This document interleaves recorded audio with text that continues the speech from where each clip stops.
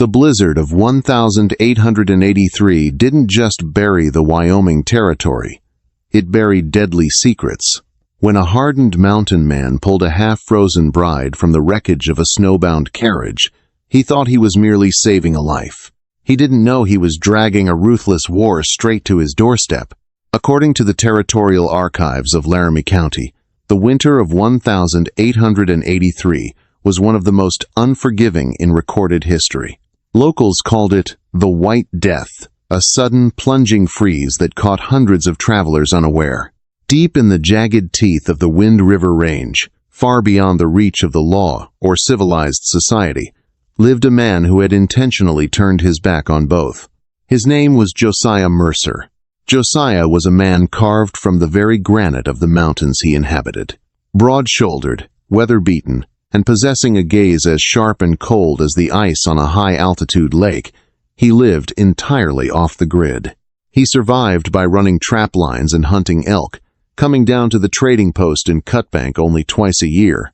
History paints men like Josiah as simple hermits, but court records from Denver suggest a different past, one involving a stolen ranch, a corrupt railroad syndicate, and a bounty on his head that he had successfully evaded for half a decade. He lived in isolation not out of a love for solitude, but out of a necessity for survival.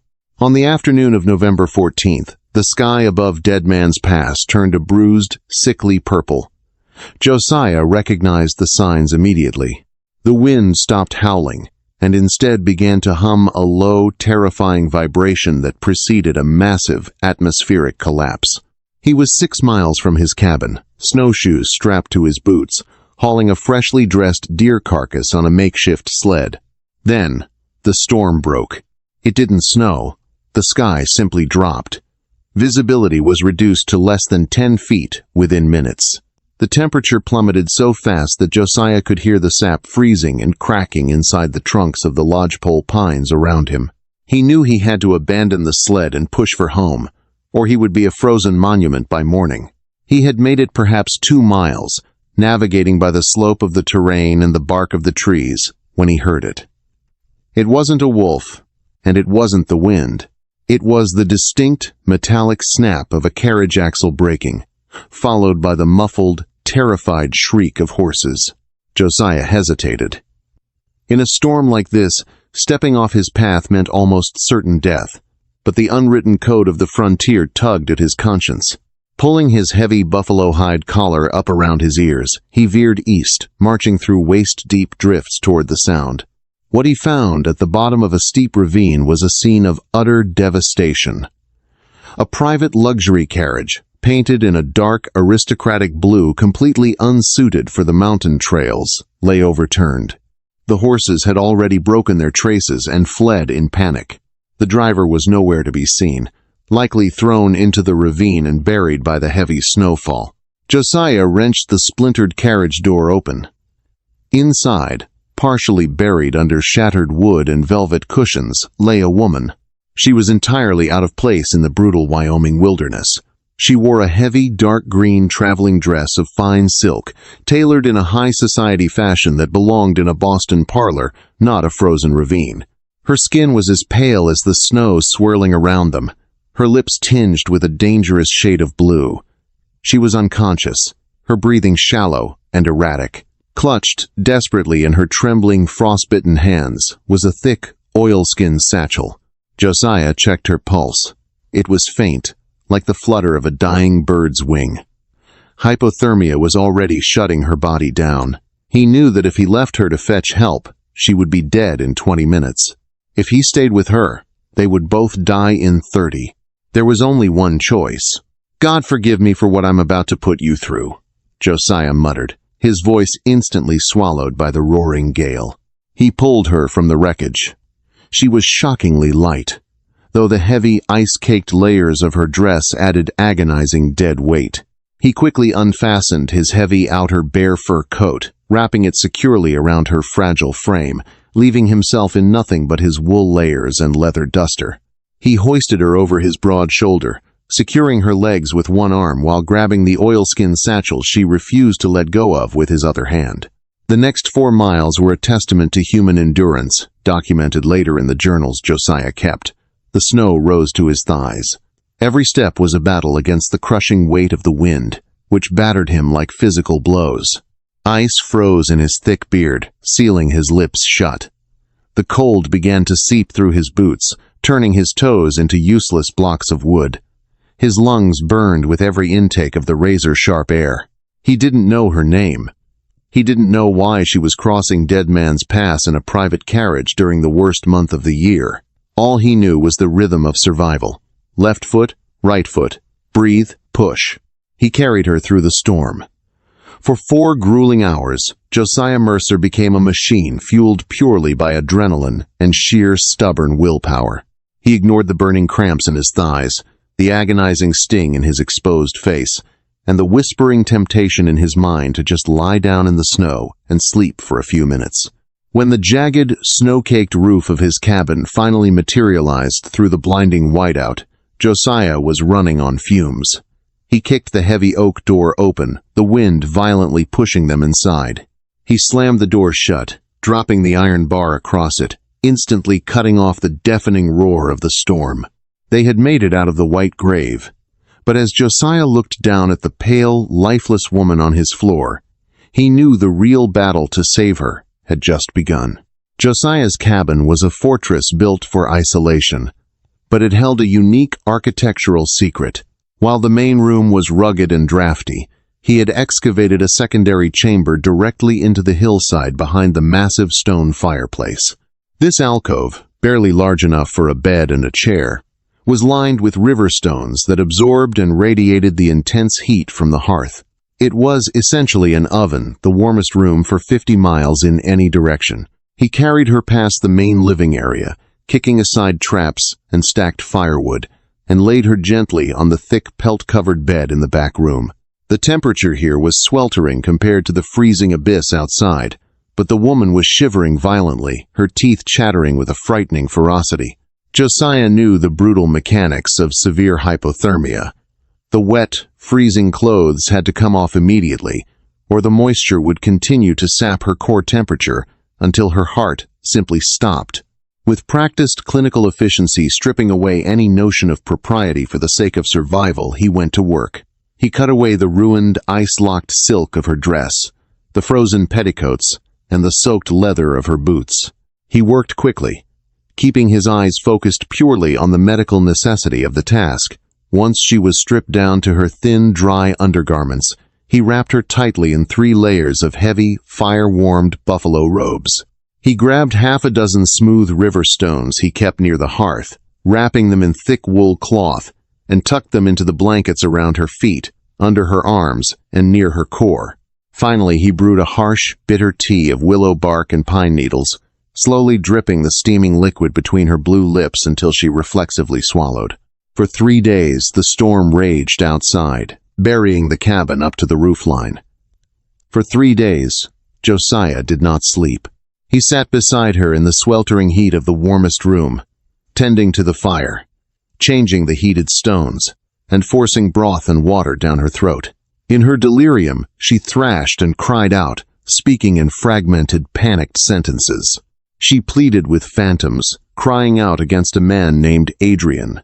She clung to Josiah's calloused hand, her nails digging into his flesh, begging him not to let the Pinkertons take her. The mention of the Pinkerton Detective Agency sent a cold spike of adrenaline through Josiah's chest. Pinkertons didn't hunt ordinary people. They hunted outlaws, or they hunted for the impossibly wealthy. On the evening of the 4th day, the fever finally broke.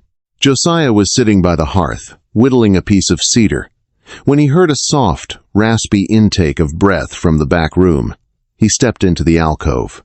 She was sitting up, clutching the heavy buffalo robes to her chest, her wide, terrified eyes darting around the small, windowless stone room. When her gaze landed on Josiah's massive, bearded silhouette in the doorway, she instinctively pressed herself against the back wall. "Where am I?" she croaked, her voice dry and cracked. "Where is my satchel?" "You're in the Wind River Range," Josiah said, keeping his voice low and steady to avoid spooking her further.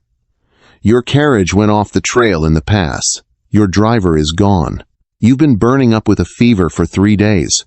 He pointed to the small wooden table near the bed. "Your bag is right there. Hasn't been opened." She scrambled forward, her pale fingers desperately grabbing the oilskin satchel, pulling it against her chest as if it were a shield. She looked at him, truly taking in his rugged, imposing appearance. You brought me here? Through the blizzard?" "I couldn't well leave you to freeze, miss," Josiah replied, crossing his arms. "Though I'll admit, bringing a lady of your standing into my home is a risk I don't usually take. I'm Josiah Mercer." She hesitated, her eyes studying his face, searching for deceit. Finding none, her shoulders dropped a fraction of an inch. "Lydia. My name is Lydia Stanton." Josiah nodded slowly. "Well, Lydia Stanton, you're lucky to be breathing.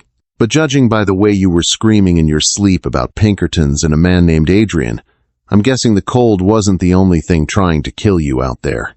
Lydia's breath hitched. She looked down at her hands, the reality of her situation crashing down on her. The silence in the cabin stretched, punctuated only by the crackle of the fire and the distant, muffled howl of the wind outside. "Adrian Anderson," she whispered, the name tasting like ash in her mouth. He was my fiancé." Josiah's posture stiffened instantly. The whittling knife in his hand stopped moving. "Adrian Anderson? The railroad man? The one who bought up half the politicians in Denver?" Lydia looked up, surprised by his recognition. "You know of him?"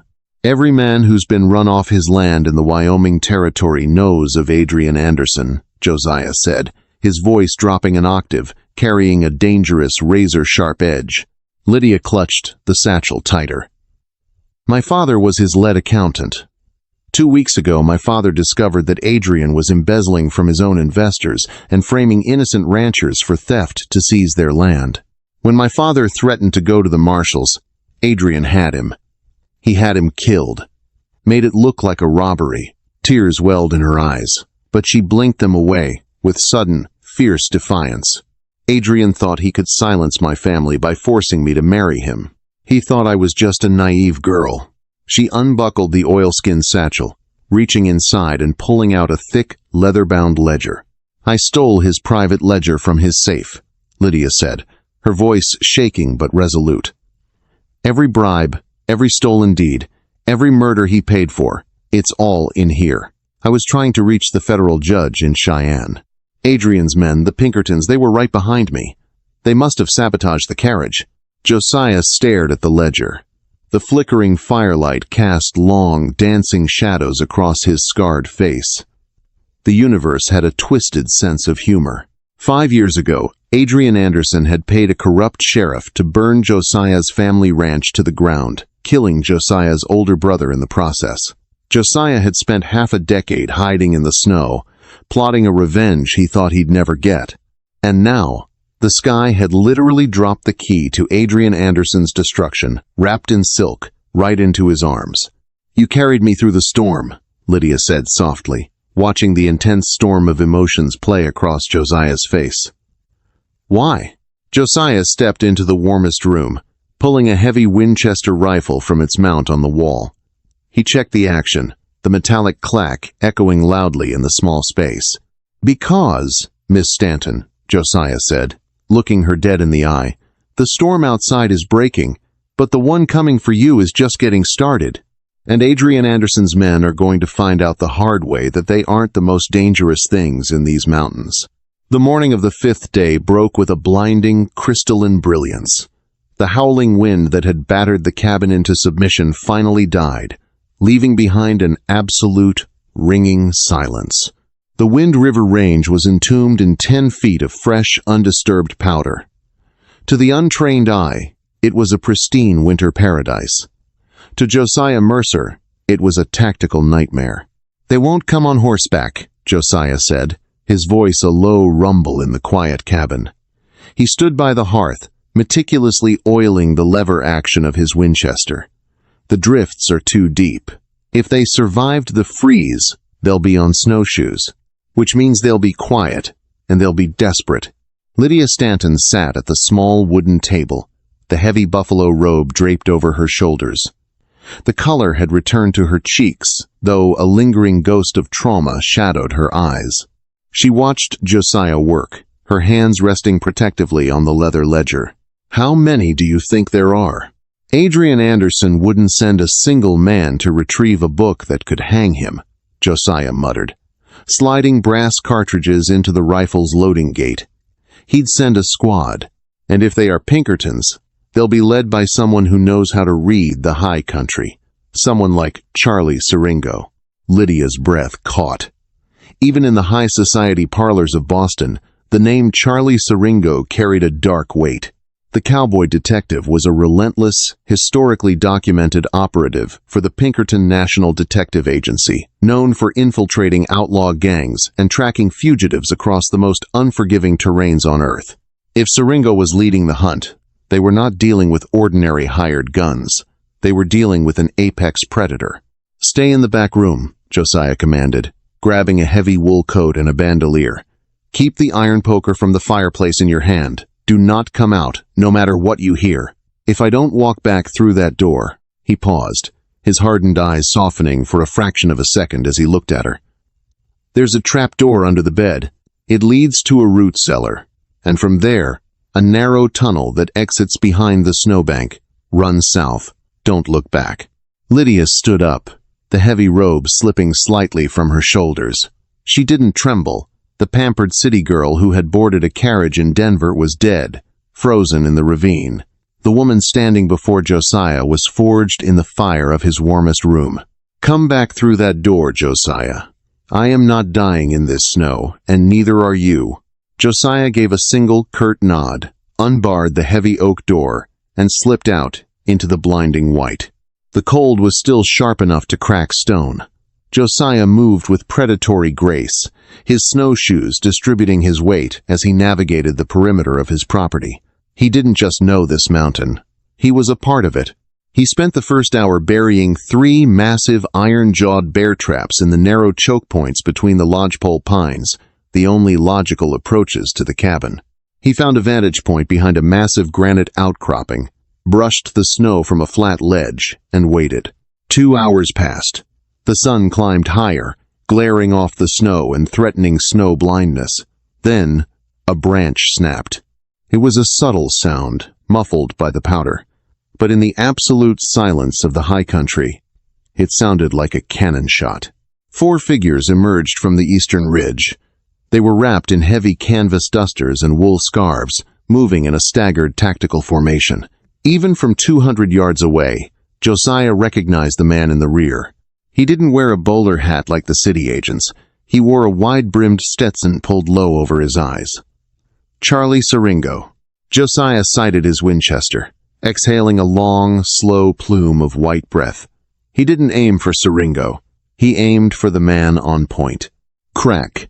The rifle shot shattered the silence, echoing off the valley walls in a deafening cascade. The lead Pinkerton jerked backward, an angry red blossom exploding on the shoulder of his canvas coat, and collapsed into the deep drift. Instantly, the remaining 3 men dove for cover behind the thick trunks of the pines. A volley of return fire chewed into the granite outcropping inches from Josiah's head, showering him in stone shrapnel and ice. "Mercer!" Siringo's voice boomed through the trees, carrying a surprisingly calm conversational tone despite the gunfire. "You're outgunned, mountain man. We don't care about the bounty on your head. We just want the girl and the book." Josiah didn't answer. He racked the lever, shifting his position. He watched the tree line intently. One of the agents, a burly man with a shotgun, tried to flank to the left, rushing between 2 pines. A sharp, metallic snap echoed through the woods, followed by an agonizing, blood-curdling scream. The man tumbled face first into the snow, his right leg caught in the serrated jaws of a 50-pound bear trap hidden beneath the powder. 2 down. 2 left. Josiah waited for the 3rd man to make a mistake. But minutes ticked by, and the woods remained eerily silent. Only the muffled groans of the trapped man broke the quiet. Josiah frowned. Siringo was too smart to stay pinned down. A sudden, sickening realization hit Josiah like a physical blow to the stomach. He's not trying to flank me. He's bypassing me entirely." Josiah scrambled down from the granite ledge, abandoning his vantage point, and sprinted back toward the cabin. His lungs burned, his snowshoes kicking up massive clouds of powder. As he cleared the tree line, his worst fear was realized. The heavy oak door of his cabin was wide open, swinging slightly in the gentle winter breeze. Josiah threw himself through the open doorway, dropping to one knee and sweeping the main room with his rifle. The cabin was empty. The fire in the hearth was dying down. "Drop the Winchester, Mercer." The voice came from the back, from the warmest room. Josiah slowly stood, his finger hovering dangerously over the trigger. He walked toward the stone alcove. Standing inside, shielding his body entirely behind Lydia, was Charlie Siringo. The Pinkerton detective held a heavy Colt revolver pressed firmly against Lydia's temple. Lydia was pale, but her jaw was set in a tight line of defiance. The ledger was tucked firmly under Siringo's left arm. "You're a hard man to hunt, Josiah," Siringo said, a thin, grim smile touching his lips. "But you made a mistake. You cared about something other than yourself." "Let her go, Siringo," Josiah said, his voice dangerously low. "You have Anderson's book. Take it and walk out of here. You don't need her blood on your hands." Siringo let out a dry, humorless chuckle. "You've been out of the loop up here, mountain man. You think Adrian Anderson sent us?" Siringo shook his head. "Anderson is dead. The railroad syndicate found out he was skimming off the top and hanging innocent ranchers to cover his tracks. They had him strung up from a telegraph pole in Denver 3 days ago." Lydia gasped, her eyes widening in shock. "Adrian is dead?" "Deader than hell, Miss Stanton," Siringo replied. "But that ledger you stole? It implicates the entire syndicate.